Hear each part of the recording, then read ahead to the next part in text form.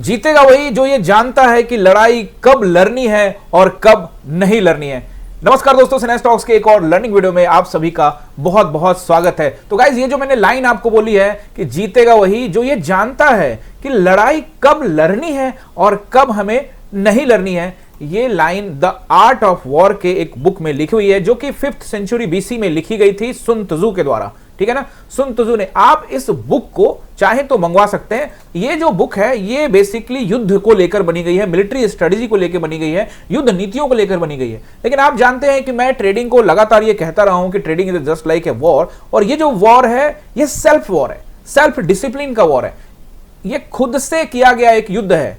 और मार्केट के अंदर में पिछले 10-15 दिनों से, अगर आप खास करके 10 दिनों से, अगर 12 दिनों से अगर आप देखोगे तो मार्केट के अंदर में ऑप्शन बायर्स को लगातार लॉसेस हो रहे हैं, चाहे वो कॉल साइड में चले जाएं, चाहे वो पुट साइड में चले जाएं। तो ये लाइन फिट बैठती है यहां पे कि भैया जीतेगा वही जो ये जानता है कि कब लड़ाई लड़नी है और कब नहीं लड़नी है। यानी कि वही ट्रेडर प्रॉफिट में आएगा जो ये जानता है कि कब ट्रेड लेना है और कब नहीं लेना है। पिछले 10 दिनों से मार्केट पूरी तरह से रेंज में है। इंडिया विक्स न्यूनतम स्तर पर है, प्रीमियम में काफी डिके है। इसको लेकर आप आईवी वगैरह बहुत कुछ देख सकते हैं। लेकिन मैंने आपको हमेशा कहा मार्केट एक रेंज में चार्ट पर ही दिख जाता है, और मैं बेसिकली किसी इंडिकेटर या फिर इंडिया विक्स या फिर आईवी या कुछ भी चीजों को नहीं देखता हूं। मैं चार्ट को देखा, समझ में आ गया कि ये रेंज है, रेंज में कामकाज कर रहा है, तो भैया इससे दूर रहने का। अगर किसी अच्छे रेसिस्टेंस या सपोर्ट पर पहुंचा है तो हम वहां पे एंट्री बना सकते हैं। ये मैं आपको सिखाता हूं। और गाइस, जो लोग नए हैं सब्सक्राइब कर लीजिए, क्योंकि आज का जो ये वीडियो है, इस वीडियो के माध्यम से हम लोग जानेंगे कि मार्केट में क्या चल रहा है, मार्केट कहां पहुंचा है। कल निफ्टी की वीकली एक्सपायरी होने वाली है, और साथ में इस वीडियो में साइकोलॉजी के बारे में भी बात करेंगे, ट्रेडिंग साइकोलॉजी के बारे में। गाइज, ट्रेडिंग साइकोलॉजी को लेकर मैंने लास्ट वीडियो भी बनाया था वीरवार को, वो वीडियो भी जरूर जाके देखिएगा, क्योंकि वहां पे मैंने बिल्कुल बताया हुआ है कि अगर लॉस हो जाए, लास्ट वीडियो ये लगता है कि लॉस हो जाए तो क्या करें। वो एक ट्रेडिंग साइकोलॉजी का मोस्ट इंपॉर्टेंट पार्ट है, क्योंकि ट्रेडिंग साइकोलॉजी तो खराब होती है ना जब लॉस होता है। तो वो वीडियो मैं डाल चुका हूं, और आज का वीडियो भी ट्रेडिंग साइकोलॉजी को लेकर ही है कि भैया कब लड़ाई लड़ना है और कब नहीं लड़ना। ये भी तो आपका साइकोलॉजी है ना यार, यही तो आपका डिसिप्लिन है कि मुझे मार्केट में जाना है कि नहीं जाना है। और जैसा कि मैंने आपको बताया कि मैं बहुत पहले से इस बात को बोल रहा हूं कि ट्रेडिंग खास करके ऑप्शन या फिर इन्वेस्टिंग में ही ये एक वॉर से कम नहीं है। ज्यादातर मैं खास करके ऑप्शंस के लिए बोलता हूं कि अगर आप ऑप्शन ट्रेडर बनना चाहते हैं, ऑप्शन बायर बनना चाहते हैं, तो भैया यहां पे स्ट्रैटेजीज जो बनानी पड़ेगी वो युद्ध से कम नहीं है। तो ट्रेडिंग जो है वो वॉर है, और ये इस विषय में मैंने आपको एक वीडियो ऑलरेडी डाल दी है, आप चाहे तो सर्च कर सकते हैं, मैंने लिंक आई बटन पे लगा दिया है, ट्रेडिंग प्लान। अगर आपने ट्रेडिंग प्लान का वीडियो नहीं देखा तो जरूर देखिए, और वहां मैंने आपको क्लियर कट बताया हुआ है कि ट्रेडिंग करने से पहले क्या प्लान होना चाहिए। देखिए गाइस, ये जो प्लानिंग वाला वीडियो है इसको जरूर देखिएगा, चाहे आप पुराने कामकाज कर रहे हो या फिर अभी नए नए आए हैं, दोनों के लिए ये वीडियो है, इसको मिस मत करिएगा। मैंने लिंक वैसे आई बटन पे लगा दिया। गाइस, तो हम लोग ये वीडियो को शुरू करने वाले हैं। बहरहाल एक बार आप देखोगे, हम बात करेंगे साइकोलॉजी के ऊपर में। एक बार हाँ, निफ्टी को मैं आपको दिखाता हूं। निफ्टी को लेकर हम लोगों ने एक लाइन ड्रॉ किया हुआ, एक रेक्टेंगल बनाया हुआ है। आपको याद होगा, जो पुराने देख रहे व्यूअर हमारे, वो हमारे फैमिली मेंबर जितने भी है वो सबको पता है कि ये जून में हम कामकाज कर रहे हैं। पिछले 4 महीने से लगभग 12 मई के आसपास में एक बड़ा कैंडल बन के हम इसके अंदर में आए थे, और अब देखिए कुछ दिनों में क्या 12 सितंबर बीत चुका है, तो लगभग भैया हम 4-5 महीने से यहीं पे घूम रहे हैं। तो अब आपको यह समझना पड़ेगा कि आखिर में इस जोन में ऐसा है क्या। इसके नीचे जाता है तो ऊपर, और यहां से ऊपर गया तो नीचे। फिर देखिए, ध्यान से समझेंगे तो आपको प्रॉपर चीजें समझ में आएंगी। एक बार फेक ब्रेकआउट हुआ था, लेकिन वापस नीचे, एंड देन देखोगे यहां पे वापस ऊपर, फिर जोन के निचले हिस्से में फिर वापस ऊपर। तो क्या, जैसा कि मैंने आपको क्या ये मान के चले कि अब ऊपर जाने वाला है, और अब क्या ये मान के चले कि नीचे जाने वाला है। फिलहाल तो जोन में यही हो रहा है। एक बार ब्रेकआउट तो इसको देना ही होगा, ऊपर या नीचे। भाई साहब पहले दिया था लेकिन फिर आ गया, अब फिर से ट्रस्ट नहीं बनेगा, अगर फिर देगा फिर लेगा, कहीं आ जाएगा, तो क्या करें। तो साइकोलॉजी को भी समझेंगे और इसको भी समझेंगे कि आखिर में मार्केट चाहता क्या है, और हम किन किन इंपॉर्टेंट लेवल्स को नोट कर सकते हैं, खास करके कल के लिए, एक्सपायरी डे के लिए। और मार्केट को धीरे धीरे ऊपर ले जाया गया है। ऑप्शन बायर्स को कुछ नहीं मिल रहा है, ऑप्शन बायर्स नाराज हैं, खफा है, परेशान है, रील्स पे रील्स आ रहे हैं, भैया लॉसेज हो रहे हैं, सब ज्ञान दे रहे हैं, एक पर एक लोग हैं। लेकिन ज्ञान सबका लेते रहिए, लेकिन आप अपने साइकोलॉजी के ऊपर में जरूर काम करिए। इस वीडियो में हम लोग बात करने वाले हैं भैया कि लड़ाई तभी लड़ेंगे ना जब हमें जरूरत है। पता लगा कि उस लड़ाई में हम जा रहे हैं जिसमें हमें दुश्मनों के बारे में जानकारी नहीं, जिसमें हमें उनके नीतियों के बारे में कोई जानकारी नहीं, हमें उनके नंबर्स के बारे में कोई जानकारी नहीं, तो हम हारेंगे ही। तो हम यही कर रहे हैं पिछले 10 दिनों से, और ऐसे जगहों पे हमारी एंट्री हो रही है, चाहे कहीं भी एंट्री हो रही है, हम यहां पे पूरी तरह से दुश्मनों से घिर जाते हैं। और दुश्मन हमारे हैं सेलर्स, ऑप्शन सेलर्स। वो हमें ट्रैप कर रहे हैं, बिग प्लेयर्स हमें ट्रैप कर रहे हैं। तो कहानी में क्या है कि इस युद्ध में जाना ही नहीं है, इस युद्ध में जाने का फायदा ही नहीं है, लड़ना ही नहीं है। हम बात करेंगे, चार्ट पे आएंगे, बात करेंगे। बहरहाल आप देखोगे हम जोन के ऊपरी हिस्से में हैं, तो क्या हमारे लिए चांसेस बन सकते हैं, तो मैं एनालाइज करूंगा निफ्टी को। पहले एक बार बैंक निफ्टी आप लोग नोट कर लीजिए गाइज। यहां पे बैंक निफ्टी को अगर आप देखोगे तो आपको याद होगा, देखो मैं बिल्कुल चीजें क्लियर कट बोलता हूं, ज्यादा कुछ एक्स्ट्रा नहीं। आपको याद होगा तो मैंने ये कहा था कल लास्ट वीडियो में कि ये जो 4-5 कैंडल का गुच्छा नजर आ रहा है ना, इसका लो जो एरिया है ना, वो करेगा यहाँ पे रेसिस्टेंस का काम।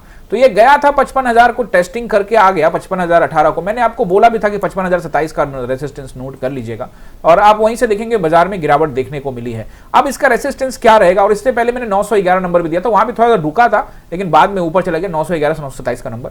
अब देखो यहाँ पे 54,887 पे हम क्लोज हुए हैं, तो पहला रेसिस्टेंस तो मुझे लगभग एक छोटा सा 900 के आसपास का एरिया रहेगा, 900-950 के आसपास का।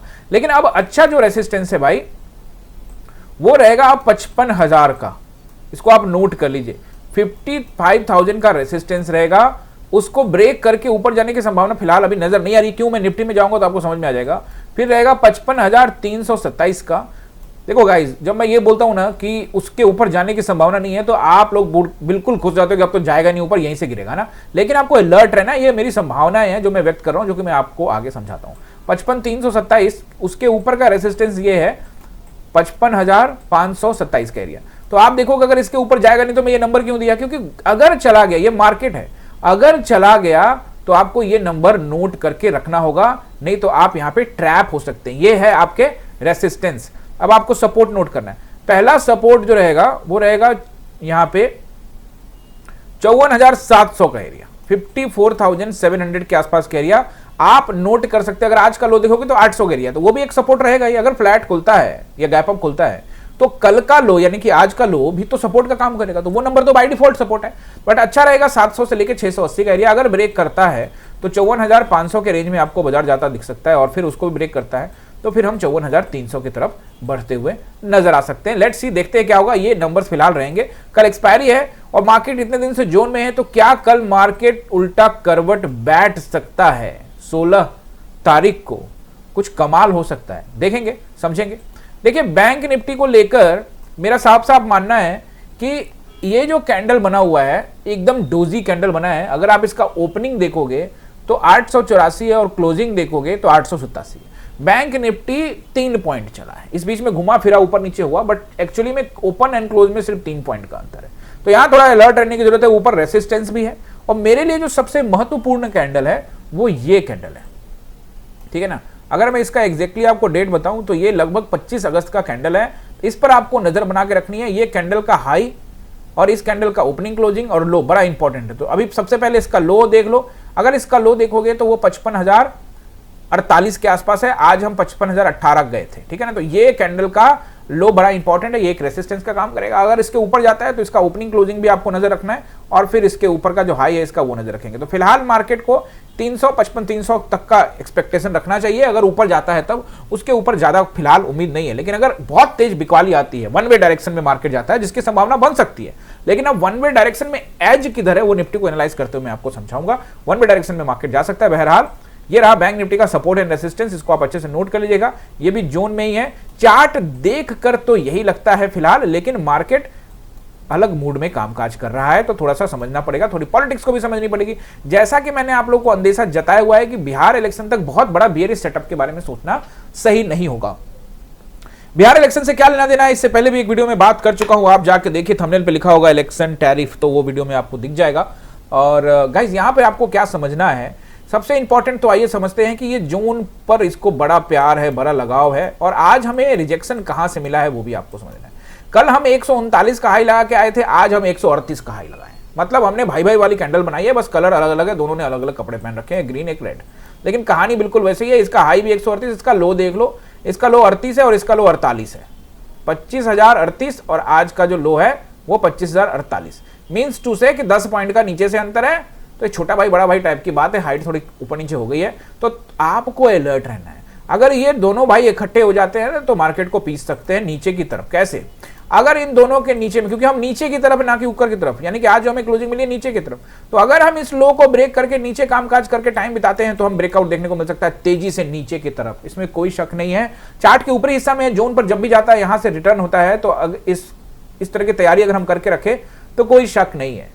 लेकिन क्या ऐसा हो सकता है कि मार्केट खुलते के साथ ऊपर चला जाए? देखो अभी टाइम हो रहा है 5:50, और अगर मैं यहाँ पे SGX निफ्टी को, यानी कि आपका गिफ्ट निफ्टी को अगर देखते हैं तो फ्लैट चल रहा है 5 पॉइंट के आसपास में, तो छोड़िए इसको। तो ये लगभग एरिया मुझे तो अभी फिलहाल रेसिस्टेंस ही मुझे नजर आ रहा है, लेकिन मैं वेट करने का कोशिश करूंगा। अगर ऊपर जा रहा है तो मैं वेट करूंगा, और नीचे आ रहा है तो फिर सोने का सुहागा, कोई दिक्कत नहीं, मैं थोड़ा बहुत ही वेट करने वाला हूं। फिर नीचे आ रहा है तो फिर मैं जल्दी पकड़ने का कोशिश करूंगा। और आप टेंशन नहीं लीजिए, आप टेलीग्राम को ज्वाइन कर लीजिए भाई। टेलीग्राम के अंदर में प्रॉपर तरह की जानकारियां आपको हमारे चैनल पे मिलती है, जहां मैं आपको प्रॉपर कमेंट्री करके समझाता हूं। लगता है नेट का कोई इशू है, धीरे धीरे चल रहा है, खुलेगा तो बताता हूं आपको। हाँ खुल गया।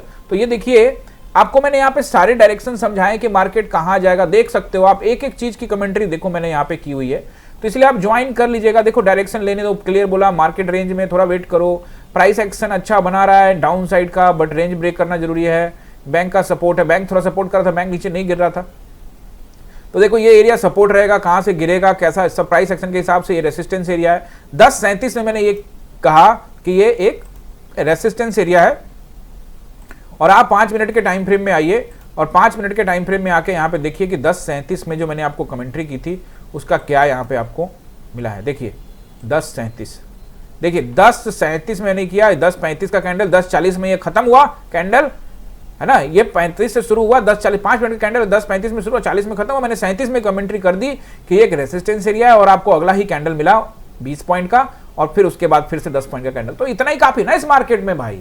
कहां जा रहा है ये मार्केट? कहीं नहीं जा रहा है, क्लियर कट है ना।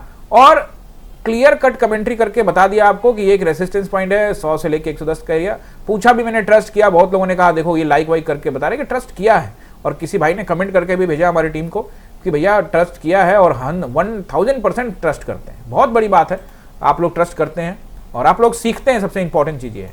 तो बहरहाल मार्केट जो है, आपको समझना पड़ेगा कि मार्केट ऊपर में यहाँ जोन बना रहा है, इस जोन को अच्छे से नोट करो, देखो ये जोन को नोट कर लो। तो ये जोन हो गया, मान लेते 2 दिन का, वो तो पुराना 10 दिन का जोन है ना, ऊपर नीचे कर रहा है वो तो अलग बात है। ये 2 दिन का जोन है, इस 2 दिन के जोन के नीचे टाइम बिताना स्टार्ट करता है तो तेजी से भैया यहां पे ब्रेकआउट देखने को मिल सकता है डाउन साइड, ठीक है ना। तो यहां पे तेजी से आपको नीचे की तरफ जाता हुआ दिख सकता है। पलड़ा भारी किस तरफ का है, एज किस तरफ का है, तो ऑब्वियसली नीचे की तरफ का है। इस कैंडल को देखते हुए, इस पूरे पैटर्न को देखते हुए कल के लिए कमेंट्री कर रहा हूं कि पैटर्न नीचे की तरफ ज्यादा है, लेकिन फिर से जैसे मैं हमेशा बोल रहा हूं कि नीचे की तरफ एज है, लेकिन खींच खींच के ऊपर ले गया, तो अलर्ट रहिएगा, पहला रेसिस्टेंस नोट करिएगा। मैं आपको फिर से बता दूं कि अगर मैंने बोल रहा हूं कि एज नीचे का है, तो अगर नीचे जाता है मार्केट, मेरे हिसाब से ये एनालाइज है, तो मैं पूरे लॉट से जाने वाला हूं। और अगर एज नीचे का और मार्केट ऊपर जा रहा है, मेरा एनालाइज कहता है कि एज नीचे का और मार्केट ऊपर जा रहा है, तो मैं ऊपर की तरफ का ट्रेड नहीं लूंगा। या फिर अगर मुझे थोड़ा भी प्राइस एक्शन कंफर्मेशन हुआ कि यस मार्केट कंफर्म कर रहा है कि ऊपर ही जाएगा, तो फिर मैं लॉट साइज मैनेज करूंगा, ज्यादा लॉट से कॉल में जाने का नहीं सोचूंगा। ये मेरा स्ट्रेटजी है। बाकी आप अपना स्ट्रेटजी बनाएंगे, धीरे धीरे सीखेंगे तो आपका स्ट्रेटजी बन जाएगा। गाइस यहां पे देखिए 25,060 के आसपास यानी 70 के आसपास हमें क्लोजिंग मिली है। तो अगर मार्केट गैप डाउन हो जाए तो ये रेसिस्टेंस पॉइंट है 2560। तो पहला रेसिस्टेंस जो रहेगा, अगर मार्केट फ्लैट खुल जाता है तो यहां पे आपको नोट करके रखना है, वो रहेगा 25,127 से लेकर 140 का एरिया। दूसरा रहेगा 25,160 का एरिया। तीसरा रहेगा 25,260 का एरिया। उसके ऊपर अभी फिलहाल मार्केट अगर जाने का सोच रहा है तो फिर अब मार्केट का बात ही अलग है। तो मुझे लगता है कि अभी इसके ऊपर जाने के बारे में नहीं सोचेगा, 260 इनफ है कल के लिए। लेकिन अगर तगड़ी रैली आ जाती है तो एक्सेप्ट करने में कोई हर्ज नहीं है, तो फिर मार्केट को 260 पे भी नहीं रुकना चाहिए। फिर उस स्थिति में मार्केट जाएगा सीधे 360। कोई मतलब नहीं है 260 पे रुकने का, फिर खींचते ही चला जाना चाहिए, क्योंकि फिर आप बाईपास कर रहे हो इस वाले रेसिस्टेंस को। एक आप आज का रेसिस्टेंस को बाइंग करोगे, कल के रेसिस्टेंस को बाईपास कर रहे हो, मतलब उसको भी निकाल रहे हो। फिर परसों ये आपके 21 अगस्त का कैंडल का हाई 153 है, इसको भी निकाल रहे हो, 160 को भी। तो फिर सीधे क्या रुकना क्या है, फिर सीधे इस कैंडल का हाई ढूंढने जाओ, 260 है। तो वही मैं कह रहा हूं कि अगर 260 के ऊपर में टिक रहा है तो सीधे कहीं रुकेगा नहीं, सीधे जाएगा 360। लेकिन ये कहानी दिल्ली दूर की नजर आ रही है। फिलहाल मुझे ये दोनों भाई जो बने इसका ऊपरी हिस्सा ही तोड़े, उसके बाद देखेंगे। 160 अभी मुझे मेरे लिए बहुत अच्छा रेसिस्टेंस है। उसको अगर ये गैप अप कर देगा, 200 पॉइंट गैप अप करके खोल दे, तो फिर हम थोड़ा सा एनालाइज चेंज कर देंगे। गैप अप नहीं है तब के लिए ठीक है, फ्लैट खुलता है या थोड़ा बहुत ऊपर नीचे तब के लिए एनालाइज है। गैप अप खुल जाए तो चीजें बदल जाएंगी। गैप अप हो गया तो ये सब सपोर्ट का काम करने स्टार्ट कर दे, और गैप डाउन हो गया तो ये सारे एरिया जो मैंने आपको सपोर्ट बताने वाला हूं वो रेसिस्टेंस हो जाएगा। तो रेसिस्टेंस मैंने आपको बता दिए। अब आपको सपोर्ट नंबर 1 नोट करना है। 25,060 का सपोर्ट भी रहेगा अगर ऊपर खुल गया तो, और अगर फ्लैट या नीचे खुल जाता है तो सीधे आपको नंबर सीधे नोट करना है, वो है राउंड नंबर जो कि है 25,000 का नंबर। अगर ब्रेक करके हम नीचे जाते हैं तो फिर इससे आपको 960 का एरिया नोट करना है, 24,960, और फिर इसको हम ब्रेक करते हैं तो फिर आपको सीधे नोट करना है 24,860 से लेकर 24,800 तक का एरिया आपका रहेगा अच्छा सपोर्ट पॉइंट। इसको आपको नोट कर लेना है। ये बहुत ही मेजर सपोर्ट रहेंगे फिलहाल के लिए। लेकिन यहां पर जाते जाते आपको ये एनालाइज खत्म करने से पहले मैं आपको ये समझा देता हूं, कुछ कंपोनेंट को भी देख लेते हैं, वीकली एनालिसिस, क्योंकि वीकली एक्सपायरी है। अभी देखोगे ये जो एरिया है, खास करके ये जो 2 कैंडल आपको नजर आ रही है, ये देखो ये 2 कैंडल, इन दोनों कैंडल को आपको मार्क करके रखना है। इन 2 कैंडल के ऊपरी हिस्सा में तत्काल सपोर्ट भी है, यानी ये ब्रेक करता है तो ये सपोर्ट भी करेगा। तो इन दोनों कैंडल, ये 2 भाई यहां भी है तो 2 भाई इधर भी है, इन दोनों कैंडलों का हाई अगर आप नोट करते हो तो ये सब नोट करके रखना। इन दोनों कैंडल को, जो कि 10 सितंबर 11 सितंबर, तो 10 सितंबर का हाई है 25,035 और इसका हाई है 25,037, तो ये दोनों मिलकर सपोर्ट कर सकते हैं यहाँ पे। तो अगर गिरे तो थोड़ा रुकना है यहाँ पे। अगर इसको ब्रेक करता है तो इसके क्लोजिंग को टेस्ट करेगा। क्लोजिंग है 25,005 यानी 25,000 का राउंड नंबर, और इसके ओपनिंग को टेस्ट कर सकता है जो कि है 25,090, तो ये भी 24,990, तो ये भी 25,000 का राउंड नंबर, यानी 25,000 के आसपास जब तक है तब तक अलर्ट रहना। 24,980 तक अलर्ट रहना।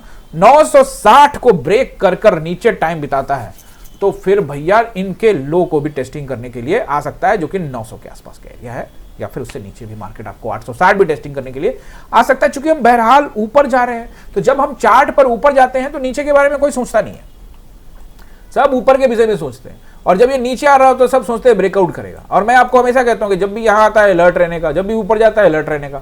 मैं हमेशा अलर्ट रहता हूं और आपको भी कहता हूं अलर्ट रहिए। चलिए एचडीएफसी को देख लेते हैं। एचडीएफसी को लेकर मैं आपको पहले भी बोल चुका हूं कि ये क्या कर रहा है। यहां से अगर ऊपर गया है तो ये एक जोन है, इस जोन के देखो ये जोन बना हुआ है ना, इस जोन को निकालना जरूरी है। यहां से खींचा है, ये एक अच्छा जोन था, सपोर्टिव जोन था, यहां से अच्छी बात है। लेकिन जब तक ये कैंडल को नहीं निकालता, ये कैंडल का तारीख नोट कर लो, 25 अगस्त के ऊपर में जब तक क्लोजिंग नहीं देता है तब तक कोई मतलब नहीं रहेगा ऊपर जाने का। तब तक ये कभी भी कहीं से भी सेलिंग आ सकती है। फिलहाल यहां से बाइंग हुई है, तो अभी ऐसे में अब ये कैंडल जो है, जो कि है 4 सितंबर का, उसका लो ब्रेक करता है तो नीचे की तरफ देखना सही रहेगा। एचडीएफसी के बाद हम आईसीआईसी को देखेंगे। तो आईसीआईसी के अंदर में भी आज भी हमने तूफान लगाया था, मतलब ऊपर गए थे लेकिन कुछ हुआ नहीं, नीचे आ गए। तो ये जोन के निचले हिस्से पे ही माना जाएगा, थोड़ा सा ऊपर। तो ये भी आपको कंफर्मेशन नहीं दे रहा है कि नीचे या ऊपर। रेड कैंडल से ये कंफर्मेशन प्रॉपर तो नहीं मिलता है, लेकिन एक ग्रीन फिर एक रेड, तो एक नीचे एक ऐसा कैंडल बनने की संभावना है आईसीआईसी में। ठीक है ना, पहला कंडीशन ये होगा और दूसरा कंडीशन ये होगा। बीच का कंडीशन के चांसेस कम होंगे, 2 कंडीशन ज्यादा होंगे। लेट्स सी क्या होगा, देखते कल बेयर सेटअप बनता है। और जैसा कि मेरा सोच है कि नीचे की तरफ आएगा तो उसमें आईसीआईसी का कंट्रीब्यूशन हो सकता है। रिलायंस आपको याद ही है, बहुत बार बता चुका हूं, 1360 का सपोर्ट है, उसको यहाँ पर रुक गया है, अब फिर 1400 के आसपास पहुंच गया। और मैंने कहा था कि जब तक 1400 से ऊपर है तो ऊपर ही रहेगा। फिर वो 1400 के तौर के 1360 के ऊपर में आ गया, फिर कहा कि 1360 के ऊपर है तो तत्काल में ऊपर ही रहेगा, फिर 1400 पहुंच गया। अब 1400 रेसिस्टेंस है, अगर 1400 को ब्रेक करके ऊपर जाना है तो सीधे 20 से ऊपर निकलो, एक ही दिन में 20-30 पॉइंट खींचो। तो शायद अगर रिलायंस अगर ऐसा करने का सोच रहा है तो फिर कल साइडवेज हो जाएगा। अगर एचडीएफसी आईसीआईसी में तेज बिकवाली होगी और रिलायंस ऊपर खींच देगा तो फिर मार्केट भैया निफ्टी साइडवेज हो सकता है। और एचडीएफसी को बैंक निफ्टी का देखेंगे कि किस तरह का सिचुएशन बनता है। तो ये तो आपके लिए मैंने कुछ मेजर कंपोनेंट्स एनालाइज किया और आपके लिए निफ्टी बैंक निफ्टी का एनालाइज किया।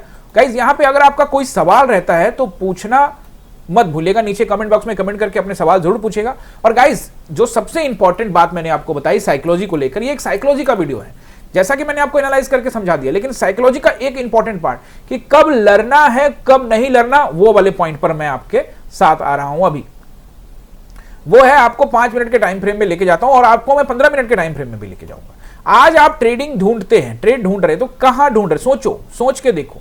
आज मैंने आपको क्या कहा सुबह में कि रेंज ब्रेक होने दो। देखो ये कल का रेंज था, कल यहां पे हमको रेंज बना के मार्केट रुक गया था। और आज मैंने आपसे ये कहा कि मार्केट रेंज में है, तो आप देखोगे ध्यान से तो मार्केट इसी जगह पे कहीं घूम रहा है, थोड़ा बहुत ऊपर नीचे हो रहा है। तो मार्केट कहीं ना कहीं भैया रेंज के अंदर में कामकाज कर रहा है, और जब तक मार्केट रेंज में कामकाज करता रहेगा तब तक मार्केट में आपके लिए कोई अपॉर्चुनिटी नहीं है। अब इसी बीच में आप क्या कर रहे हो, गलतियां क्या कर रहे हो, when to fight when not to fight, है ना, कब फाइट करना है और कब नहीं। तो आइए समझते हैं प्राइस एक्शन को। देखो मैंने आपको प्राइस एक्शन समझाया कि यहां तो पहले तो बिगिनर्स के लिए मार्केट नहीं है भाई, एकदम कान खोलकर सुन लो, ये बात ये तुम्हारे लिए नहीं है अगर तुम बिगिनर हो, और अगर आप पहले से आए हुए हो तो थोड़ा सा ध्यान समझो। पहला कैंडल ने क्या किया, समझो थोड़ा सा। पहला कैंडल ने क्या किया, ये जो जोन था, इस पूरे जोन को, कल वाले जोन को जो 2-3 घंटे का चला था, 4 घंटे का, उसको एक ही कैंडल में नीचे क्लोजिंग करके ले आया। ठीक है, इसका मतलब क्या हुआ कि इस जोन से हम नीचे आ चुके हैं, यानी ये जोन ब्रेक हो चुका है, मींस टू से ऊपर प्रेशर है। ये हो गया पहला कैंडल, हमें ये प्रदर्शित कर रहा है, बता रहा है। उसके बाद 2 कैंडल बैक टू बैक ऊपर गया, लेकिन इसने अपने हाई को ब्रेक नहीं किया और इस जोन के ऊपरी हिस्से में जाके फिर से नीचे आ गया। हमने कोई ट्रेड यहां पे नहीं लिया, इसको छोड़ा, क्योंकि भैया मार्केट वैसे ही बैंड बजा रहा है, पता नहीं कहां जाएगा। जब तीसरी बार यहां ट्राई करने के लिए कोशिश किया तो फिर मेरा यहां पे ट्रेड इनिशिएट हुआ, और फिर उसके बाद वापस से मैंने आपको यहां पे बताया टेलीग्राम के अंदर में। तो इन सभी के उछाल पर पकड़ने की कोशिश की, लेकिन जो लोगों ने ये छोड़ा तो फिर उसके बाद मार्केट ने छोटा उछाल लगा के कहीं नहीं गया। देखो यहीं से इसने लोग को इस बार ब्रेक नहीं करके, इस बार जो उछाल पे किसी ने पकड़ा तो उसको पैसा नहीं दिया, फिर वापस यहां ले गया, फिर थोड़ा सा मतलब घुमाए रखा, और इस बार यहां से निकाल दिया लोगों को कॉल साइड में। लोग कॉल साइड में गए और उनको, सॉरी पुट साइड में लोग गए और उनको यहां से ऊपर की ओर निकाल दिया, क्योंकि मार्केट का डाउन साइड का चल रहा था। लेकिन मार्केट इस बार क्या किया, नीचे की फॉल तो नहीं दिखा के ऊपर की ओर चलता चला गया, यानी कि लोग पुट साइड में यहां बैठे और उसके बाद मार्केट थोड़ा सा नीचे आया, नो प्रॉफिट नो लॉस के आसपास, फिर थोड़ा सा ऊपर गया। अब देखो मार्केट में जब भी एंट्री होगी उछाल पे एंट्री, तो उछाल पे एंट्री यहां किया होगा या ग्रीन कैंडल के आसपास किया होगा, है ना, पहला ग्रीन कैंडल दूसरा ग्रीन कैंडल, तो यही किया, तो यहाँ पे वो भाव नहीं मिलेगा प्रीमियम डीके की वजह से। अब थोड़ा सा ऊपर जाएगा तो आपको लॉसेस शुरू होंगे, आप और क्या करोगे, एवरेज करोगे। जब ये गिर रहा होगा तो एवरेज करोगे, जब ये आपने एवरेज किया इसने और खींच दिया, आप कमेंट करके बता देना जो मैं बोल रहा हूँ रिलेट कर रहा है नहीं, और उसके बाद फिर से मार्केट नीचे लिया। अब इसको देखकर लोगों ने कहा अरे यार अब तो पक्का पुट में जाएगा, फिर से और एवरेज करते हैं, फिर यहाँ से घुमा के प्रीमियम डीके स्टार्ट करने लग गया, फिर वापस से नीचे गिराया। लेकिन ये वाले बंदे जो पुट में फंसे उनको नहीं कुछ दे रहा, नहीं दे रहा, फिर वापस उनको निकाल दिया, पका दिया उनको, और पकाने के बाद फिर यहां से आपको एक बार मौका दिया कि भाई निकलना है तो निकलो। तो बात को समझोगे नहीं तो फिर बात समझ में आएगी नहीं। तो साइकोलॉजी ये कहता है कि ऐसे मार्केट में फाइट ही नहीं करनी है। मार्केट में फाइट तभी करनी है, और फाइट से 2 मतलब होते हैं, अगर बिगनर हैं तब तो आपके लिए है ही नहीं, और अगर आप थोड़ा सा कामकाज कर रहे हैं, थोड़ा सा आपका एक्सपीरियंस बढ़ा है, तो ऐसी स्थिति में एवरेज नहीं करना है। यहां एवरेज का मार्केट नहीं है। देखो बात समझो, कुछ चीजें आपको समझनी पड़ेंगी। एवरेज को लेकर मेरा एक नजरिया अलग है, 2 बातें आपको समझनी पड़ेगी। मैं आपको पहले भी समझा चुका हूं इस विषय में, दोबारा फिर से समझा देता हूं क्योंकि एक साइकोलॉजिकल वीडियो है, तो उसको भी आपको समझना पड़ेगा। मान लीजिए कि आपने इस प्राइस एक्शन को फॉलो कर रहे थे, आपने उछाल के ऊपर में एंट्री ली, जैसा कि मैंने आपको कहा भी, आपने एंट्री ली, पैसा बुक भी किया आपने, हमने कहा भी था जल्दी बुक करना। उसके बाद वापस मार्केट यहां पे गया, तो आपने उछाल के, तो 2 कैंडल आपने मान लीजिए यहां एंट्री ले ली, तो इस जगह एंट्री ली, तो यहां पे आपको थोड़ा ही पैसा मिल रहा था, ज्यादा नहीं मिला, तो आपने बुक नहीं किया।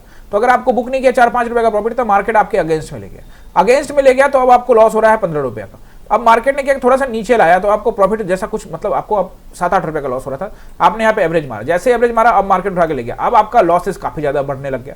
तो यहां पर आपको क्या समझना है, साइकोलॉजी नंबर 1 के अंदर, कि अगर आप मार्केट के अंदर में एंट्री बना चुके हो और फिर मार्केट ऊपर जाके फिर नीचे आ रहा है, तो फिर या तो इसको लो ब्रेक करने दो, फिर लॉट बढ़ाना ताकि रेंज ही ब्रेक हो जाए, या तो फिर पूरी तरह से रेसिस्टेंस का वेट करो। या तो रेसिस्टेंस कौन होगा, ये वाला एरिया होगा, तो यहां पे तो ये ग्रीन बनाता जा रहा है, तो वेट करो जब तक ग्रीन कैंडल का क्लोजिंग नहीं होता, और अगला कैंडल जब यहां बना तो ये परफेक्ट रेसिस्टेंस था, क्योंकि यहां पे आपको यहां से पहली बार गिरा था, यहीं से, है ना, तो इस जगह से आपकी एंट्री होती। तो अगर जब आप इस जगह पे एंट्री करेंगे, अपने एवरेज बनाएंगे, तो फिर मार्केट आपको तुरंत मौका देके, मतलब मौका आपको प्रॉपर देगा नहीं, थोड़ा रेट बना के फिर से फंसा लिया। तो इसका मतलब क्या है कि ये फंसाने वाला मार्केट है। तो यहां एवरेज कर करके आप सिर्फ फंसते रहोगे, और एक बार ये मौका दे दिया तो आप बोले अरे यार मैं एवरेज करा था, खामखा निकल गया, एक बार मौका था। भाई ये आज मौका मिल गया, कल नहीं मिलेगा, परसों नहीं मिलेगा।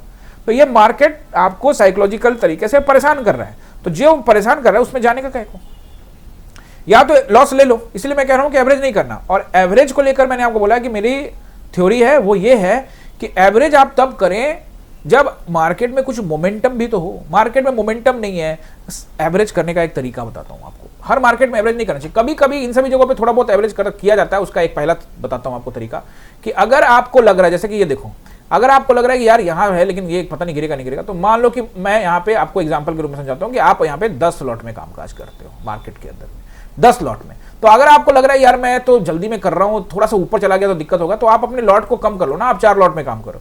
और अगर मार्केट आपको रेंज पे मिलता है फिर आप वहां पे छेप करो, तब पकड़ो आप, ठीक है ना, सोच के कि मेरी एंट्री तो यहां तो अपनी एंट्री तक वेट करो। अब हर बार एंट्री आपको डिफरेंट होगी। अब देखो इस बार एंट्री कहां था, एंट्री यहां था, यहां था, यहां था, लेकिन इस बार नहीं दिया, एक बार ट्रैप मारा।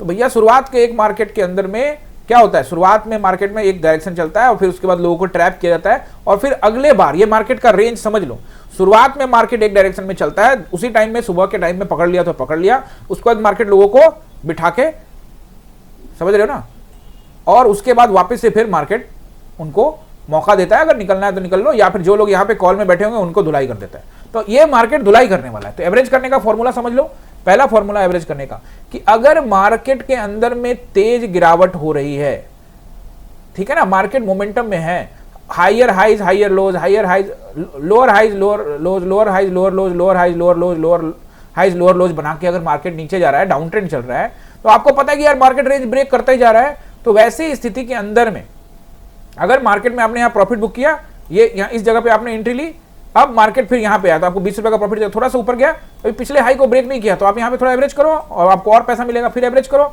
इस मार्केट में आप एवरेज नहीं करो क्योंकि यहाँ प्रॉफिट हो रहा है, आप तो लॉसेज में एवरेज करेंगे ना, और लॉसेज में एवरेज हो जाता है किसी किसी मार्केट, ऐसे मार्केट में खूब होता है क्योंकि आपको लगता है कि एक बार ब्रेक करेगा करेगा करेगा, वो फंसाए रखता है। तो एक तो वो तरीका हो गया, और दूसरा तरीका मैंने आपको बताया एवरेज करने का, या तो आप ऐसे मार्केट में एवरेज नहीं करो, या तो पूरा ऐसे मार्केट में करो जो वोलेटाइल मार्केट है, चाहे ऊपर जा रहा हो चाहे नीचे। और दूसरा तरीका यह है कि अगर आप इन सभी ऐसे मार्केट में एंट्री बना रहे हो तो लॉट साइज कम करो, और अगर आपको ऊपर मौका मिलता है तो आप वहां पे क्या करो, लॉट साइज बढ़ाओ, और अगर आपके उस पॉइंट के ऊपर आ गया एक छोटा सा स्टॉप लॉस लेके लॉट साइज बढ़ा सकते हैं, ऊपर आगे निकालना पड़ेगा। तो ऐसे मार्केट में ज्यादा उम्मीद आप ना लगाए, नहीं तो आपको नुकसान होगा। बात तो बिल्कुल सही कह रहा हूं मैं, वो आप कमेंट करके बता देना कि मैं क्या कहना चाहता हूं और आपको क्या समझ में आ रहा है। कि ऐसे मार्केट में एवरेज करते रहो, घुमाता रहो, बहुत देर तक बैठे रहो, पका देता है मार्केट। पीएनएल देख देख के आप लोग पक जाते होंगे ना, बात समझ लो ना, ज्यादातर लोग पीएनएल देखते रहते हैं, मैं पीएनएल की तरफ नहीं देखता हूं, मैंने रेंज देखता हूं, और इस चक्कर में कई बार ऐसा भी होता है कि लॉसेज बढ़ते हैं मेरे, लेकिन ये पार्ट ऑफ द गेम में होता रहेगा। लेकिन मार्केट कभी ना कभी तो जोन से बाहर निकलेगा ही ना, और जिस दिन निकलेगा उस दिन हम बैठे हैं, जीतेगा वही जो ये जानता है कि लड़ाई कब लड़नी है और कब नहीं लड़नी है। तो चलिए गाइस, मिलते हैं किसी और वीडियो में, आप सभी का बहुत बहुत धन्यवाद।